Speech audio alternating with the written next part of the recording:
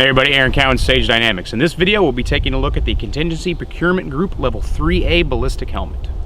I consider myself somewhat of a helmet connoisseur. I use helmets a lot, bumps and ballistic helmets in work and in training and practice and teaching. So I was poking around on the Facey space one day and I saw a deal for the Contingency Procurement Group helmet. It was on sale. Now this is a Level 3A ballistic Kevlar helmet and the deal was just too good to pass up. It was like 50% off of their retail price, which is right around $1,000. So you can do the math. That much, or I should say that little money for a ballistic helmet was like, okay, cool, I can buy this and check it out, just see if it's everything it's supposed to be, everything it's cracked up to be. So I went ahead and purchased one, and there was a lead time on it, so I had to wait 4 to 6 weeks for it to ship. And while I was waiting for my helmet to be delivered, I just got to thinking, it kind of activated the investigator inside my head. How are they able to discount their helmets so deeply and still make a profit? Because everybody's in business to make money, that's just how capitalism works. Well, I started poking around the internet and I started noticing a trend. This particular helmet in this particular configuration is very, very common. Now, you may find this helmet somewhat familiar because it looks exactly like an OpsCore Fast. Down to the features, down to the very pattern of which the Velcro is put on the helmet, it's almost identical to that OpsCore helmet. That was a little bit troubling. Now, it may be license built or something like that, but I found a company, one company that I'll show you right now on Alibaba, called Nanjing JJW, and they offer this exact same helmet, or what appears to be this exact same helmet. I can't say definitively if it is the same helmet, but the features are remarkably the same, which is a little bit concerning because if you look at the CPG compared to the OpsCore Fast, and then, of course, the Nanjing offering, they do appear to be, at least on appearance's sake, hence the word appear, the same helmet. Now, that's not necessarily discounting the helmet's quality or the ability for the helmet to do what it's supposed to do, but I did find it a little bit concerning that this helmet appears to be a quote-unquote knockoff. So I didn't know for sure until I got the helmet in.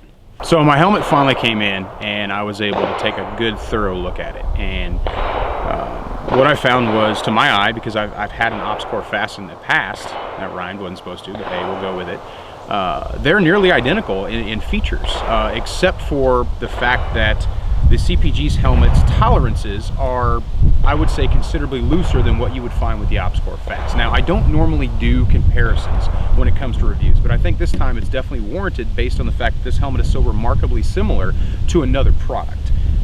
The OpsCore Fast being what I'm talking about. If we can start with the Vast Shroud. Well, CPG, I don't know what they call it, but OpsCore calls theirs the Vast Shroud. They're identical, except for one has a logo, the other one doesn't. I can't tell a discernible difference between the two of them. Now, one thing that was concerning about the CPG Shroud was the lack of tolerance, meaning the tolerances are very loose for your mounting arm for your night vision device. Now, I have a couple other helmets, so I went ahead and kind of laid them all out just to get an idea of if it was just a one-off situation or if maybe it was just my mount. So I have a Notaros mount and then I have a mil-spec Rhino mount. And as far as helmets goes, I have a Team Windy and then just your standard mil-spec ACH, and then a USMC CVC style helmet, which is what I use for comparison. And as you can see, just going through the three different helmets compared to the CPG, using the two different night vision mounting systems, you can see that there's considerable more play in the CPG's shroud than there is in these other shrouds. And I used two different mounts just to kind of underline the point that it wasn't just a one-off situation where it was the shroud just didn't like that one night vision light, like it didn't like the Notaros or it didn't like the Rhino. As you can see between the two of them, the CPG is definitely remarkably so less, or I should say more tolerant of movement than the other helmets. Not a huge deal, obviously, if you're not going to use night vision. And still, with the price that you're able to get the helmet for, you could replace the shroud with a more high quality or one that has tighter tolerances and just be fine and still save a considerable amount of money.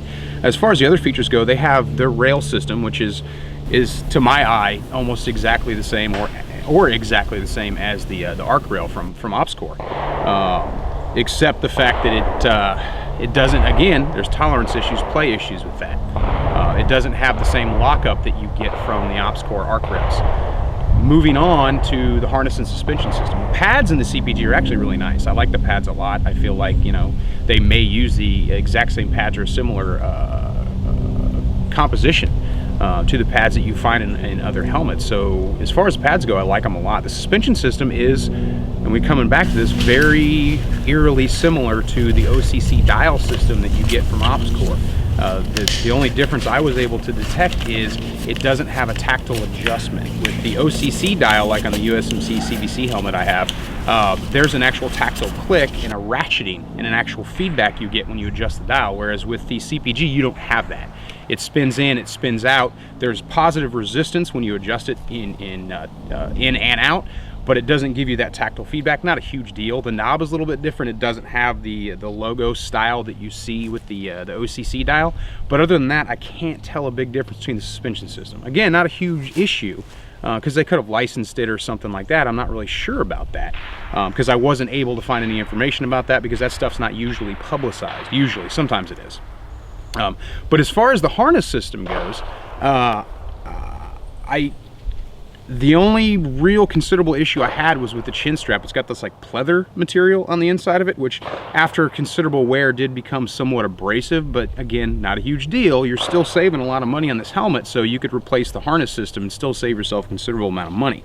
But as far as fit and finish, or I hate using that term, but fit and wear and durability of the retention system to maintain its tightness, that was awesome. I wore the helmet doing my normal shooting practice whenever I would use a helmet. I wore it for night vision.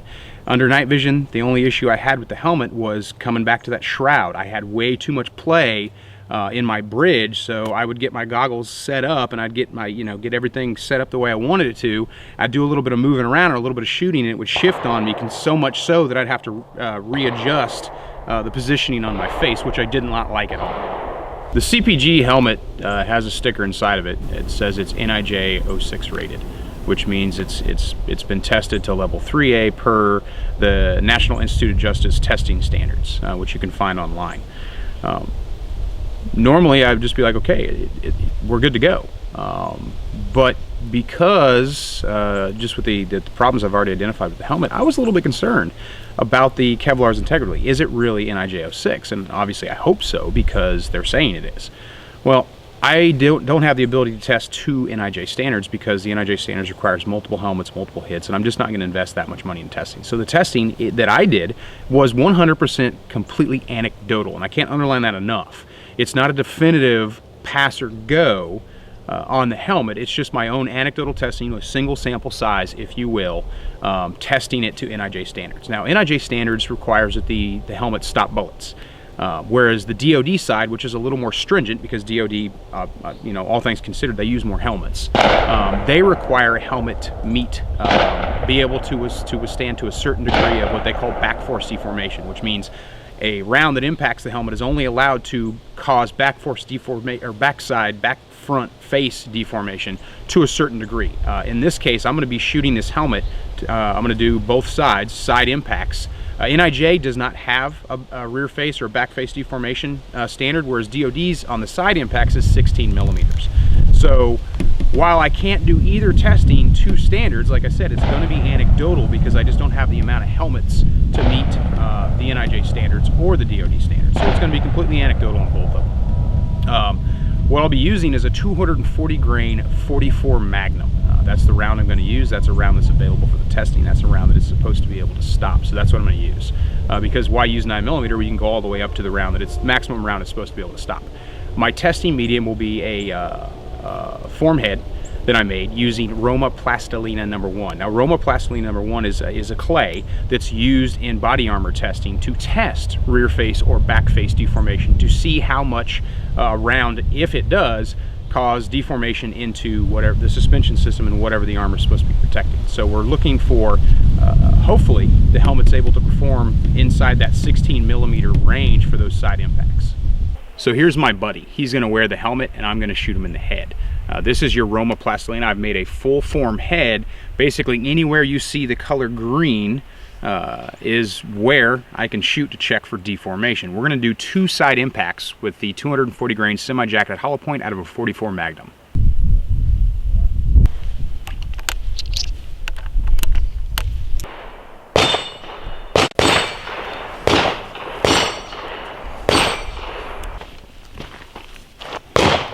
There you go, little buddy.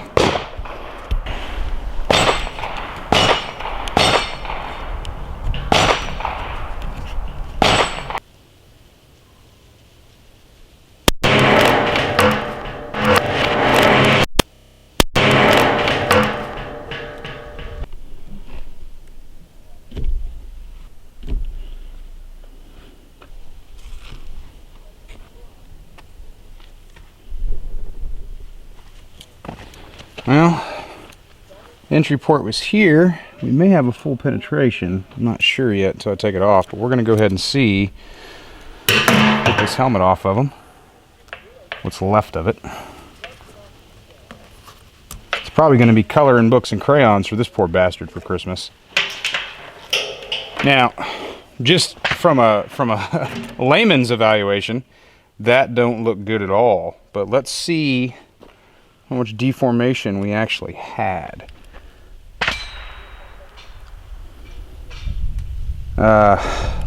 Yeah.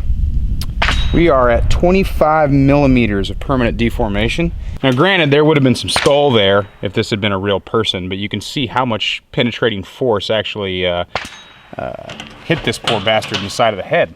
And while we didn't have a full penetration, I'll show you here in a second on the helmet, I guarantee you that you would be certainly knocked unconscious and probably wouldn't survive the internal damage that that would have caused. Again, I'm not a doctor, but you can actually see the imprint of the aramid fabric, Kevlar rather, on the skull. Right in here, helmet pads, right into his brain pan there. That's no bueno. Now you're looking inside the helmet itself. You see it deformed all the way into the suspension system. Dislodge this pad from the lip.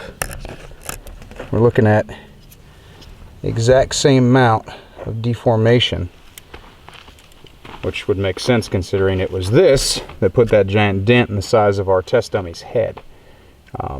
Technically, the armor stopped the round. However, the blunt force trauma would have likely induced serious injuries to include death.